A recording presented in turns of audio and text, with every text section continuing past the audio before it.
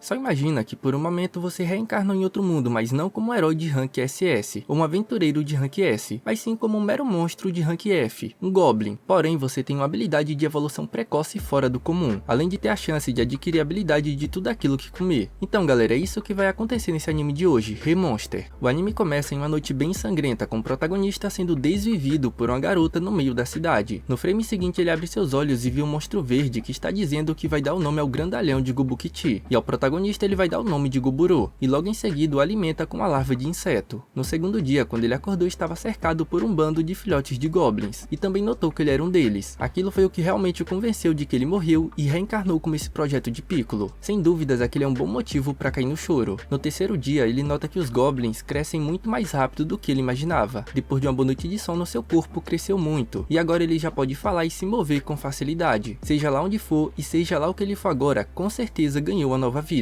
Então ele vai aproveitar e sobreviver de qualquer maneira. No quarto dia, o ancião diz que aquela será a última comida que eles ganharão dele. De agora em diante, eles devem conseguir sua própria comida, seja caçando ou coletando frutas. Então eles aproveitam para cair de boca naquela última refeição gratuita. Goburo se levanta e sai da caverna pela primeira vez, presenciando a fauna e a flora daquele novo mundo. Ele monta uma dupla com o Gobukichi, o maior dos garotos goblins, com a única intenção, caçar. Enquanto o Gobukichi persegue a presa, ele fica esperando para dar o ataque final, resultando em um ótimo trabalho em equipe. Gobukichi fica salivando para cair de boca na comida, mas o Goburo bate nele explicando que eles são amiguinhos e devem dividir a comida. Ele logo coleta o chifre do coelho para utilizar como arma, e nesse momento aparece uma mensagem dizendo que ele obteve chifre de um coelho de chifre pequeno. Ele não entende o que está acontecendo, mas vendo como o Gobukichi está salivando, ele divide logo a comida, e o Gobukichi fica muito feliz de ter montado uma dupla com o Goburo, já que agora ele pode comer carne. No quinto dia, eles continuam com o mesmo esquema do Gobukichi fazer o trabalho de perseguição e o Goburo dar o checkmate, e a caçada ficou ainda mais fácil utilizando o chifre como arma, mas dessa vez algo diferente aconteceu. Ao consumir a carne do coelho, ele adquiriu a habilidade de evasão. Em um flashback, vemos que ele nasceu com a habilidade raríssima de absorção no seu antigo mundo. Simplificando, ele pode comer praticamente tudo, seja ferro, ouro ou veneno, e tem a chance de adquirir as características de tudo que ele come. Infelizmente, parece que ele perdeu outras habilidades que tinha na vida passada, mas está muito feliz por ter mantido essa única habilidade, porque nesse mundo tem muitos monstros com poderes incríveis que ele pode adquirir. No sexto dia, uma garota fica impressionada que eles estão comendo carne de coelho de chifre. Goburo questiona se aquilo é algo tão impressionante, ao que ela responde que sim, pois ontem um garoto morreu ao ser chifrado por um desses coelhos. Ah, o nome dela é Gobumi. Ela continua elogiando, dizendo que ele é incrível, bonito, inteligente e também muito forte. Gobukichi fica curioso e pergunta o que ela acha dele, mas ela o acha apenas um cara normal. Vendo como a guria tá entusiasmada, Goburo pergunta se ela quer ir caçar com eles amanhã, e lógico que ela responde que sim. Infelizmente estava chovendo na manhã seguinte, então eles adiaram a caçada com a Gobumi para o próximo dia. Por hoje ele vai ver o que eles têm guardado no depósito para tentar fazer uma nova arma, e lá ele encontrou um tipo de minério que aparentemente é perfeito para o que ele deseja. Enquanto ele estava fazendo o processo de refinamento do novo armamento, lembra que quando entrou no depósito encontrou um grupo de mulheres presas. Ele percebeu o motivo de estarem ali, mas preferiu ignorar aquilo. Gobuji, o ancião daquela tribo, se aproxima dizendo que ele subiu de nível mais rápido do que ele esperava, mas o Goburo não entende o que ele está querendo dizer. Gobuji ensina como ele deve fazer, e assim ele conseguiu ver que já está no nível 86. Se ele atingir o nível 100, poderá evoluir para uma forma de vida mais avançada, apesar de que só aparece um Goblin assim entre dezenas. Goburo aprendeu que o crescimento dos Goblins é tão precoce que aquele velho ancião tem apenas 20 e poucos anos. Antes de sair, Gobuji avisa que os jovens da aldeia devem voltar em breve, então ele verá como é um Hobgoblin evoluído, e ele sai dando uma risada estranha, dizendo que está muito ansioso para ver o tipo de presa que eles trarão dessa vez. No oitavo dia, eles caçaram com estratégia diferente, com a Gobumi como suporte, ele como lutador de média distância e o Gobukichi como causador de dano. Gobukichi diz que aquela carne também é muito boa, e a Gobumi até chora porque até agora tinha comido apenas frutas. Ao consumir a carne da cobra, ele adquiriu as seguintes habilidades: termografia, veneno, resistência ao veneno e percepção mal olhado. Gobukichi pergunta se ele pode comer a cabeça da cobra, ao que o Goburo responde que não, pois é venenosa e ele morreria se comesse, mas ele pode comer já que tem resistência a veneno. No dia 9 e 10 eles prepararam seus equipamentos e fizeram a caçada habitual. Já no 11º dia eles cometeram o erro de explorar uma caverna por pura curiosidade, e logo foram atacados por um bando de morcegos, mas utilizando a habilidade mal olhada e com trabalho em equipe venceram facilmente aquelas pequenas criaturas. Fora da caverna, Gobukichi comenta que aquela habilidade do Goburo foi incrível. Ao comer a carne do morcego, obteve um novo conjunto de habilidades: ecolocalização, vampirismo e vampiridão. Enquanto isso, eles estavam sendo observados por outro grupo de goblins. No 12º dia, durante uma noite de lua vermelha, ele foi emboscado enquanto dormia, mas ele percebeu graças à habilidade de percepção que estava ativada o tempo todo. E bom, ele bateu em todos eles, e um até morreu por conta do veneno. Gobumi acorda durante a confusão e depois de descobrir o que estava acontecendo, aplica um castigo neles. No dia 13 eles fizeram uma caçada perigosa, claro, perigosa pro orc que mal conseguiu revidar com aquele trabalho em equipe, sendo rapidamente imobilizado e desvivido pelo Goburo. Ele ainda estava preocupado com o ataque que aconteceu na noite passada quando encontrou aquele orc, que se tornou a sua primeira presa do dia. Como sempre, ele adquiriu as habilidades líbido, linguagem orc, detectar e analisar. Para evitar que o acontecimento da noite passada volte a acontecer novamente, ele leva o que sobrou da caçada de hoje para dividir com todos. No mundo anterior, ele nunca teria cogitado em ajudar os indefesos dessa maneira. Talvez não seja apenas sua aparência de Piccolo, algo a mais pode ter mudado desde que ele chegou ali. Mais tarde naquela mesma noite, enquanto dormia, apareceu uma mensagem informando que seus valores de nível foram excedidos. Agora que as condições especiais foram cumpridas, ele pode evoluir para a variante Hobgoblin, mas ele estava tão cansado que não dá tanta importância e apenas confirma que sim. No final apareceu a mensagem avisando que o Goburo recebeu a benção do grande deus da conclusão e origem. No 14º dia, ele acorda sentindo que seu corpo está um pouco diferente, e ao olhar o reflexo na sua arma, nota que está com a mesma aparência que na vida anterior. O Gobukti também passou pela mesma evolução. Gobumi até comenta que eles ficaram mais bonitos e maiores. O ancião fica surpreso que eles já subiram de categoria, sendo que não faz nem um mês desde que nasceram. Gobukti quer testar a força que tem agora, mas ao invés de uma caçada habitual, ele quer lutar contra o Goburo. Eles trocam alguns golpes, mas o Goburo se mostra mais habilidoso e ágil que o Gobukti, ganhando aquela disputa sem muita dificuldade. Porém, em termos de força, o Gobukti realmente tem vantagem, mas uma luta não se trata apenas de força bruta. Ele escuta o uivo de um lobo e diz que tem um problemão chegando, então pede para Gobumi pegar a besta que fizeram no outro dia, enquanto que nesse momento a alcateia de lobos está caçando coelhos de chifre e todo e qualquer ser que encontrarem pelo caminho, até mesmo o pobre coitado do orc, que até agora só se lasca nesse anime. Mas aqueles inimigos era realmente o que o Goburo estava precisando para testar a força da nova evolução deles. Ele dá o sinal e a Gobumi atira, atingindo o líder da alcateia. Ele e o Gobukti partem em uma luta frontal contra os lobos. Usar o seu veneno nas flechas da Gobumi realmente foi a decisão certa. Sem o líder da alcateia, os lobos negros acabaram ficando bem desnorteados, o que deixou aquela luta bem easy. Depois de derrotarem todos os lobos, o líder da alcateia se levanta novamente, mas foi apenas uma última tentativa, já que ele morreu devido ao veneno. E a primeira coisa que o Goburo fez foi devorar o líder da alcateia, adquirindo as habilidades Caça Selvagem, Armadura de Couro e Ordem. Ele retorna à caverna com a caçada de hoje, dizendo que eles podem comer, mas devem caçar e devolver na mesma proporção que comerem. Os goblins acabam ficando preocupados de como fariam aquilo, já que vários deles nem conseguem caçar a própria comida. Mas eles aceitam, pedindo pro Goburo ensinar eles a caçarem. Ele concorda de ensinar aqueles que não sabem caçar e se precisarem de armas, ele também pode ensinar como fazer. Afinal, todos eles são companheiros. Eles agradecem e gritam o nome do Goburo. Ele não sabe se é o efeito da habilidade de ordem que ele aprendeu ou outra coisa, mas naquele momento, foi como se ele pudesse ver em sua mente o caminho que ele quer seguir naquele mundo. Ele vai comer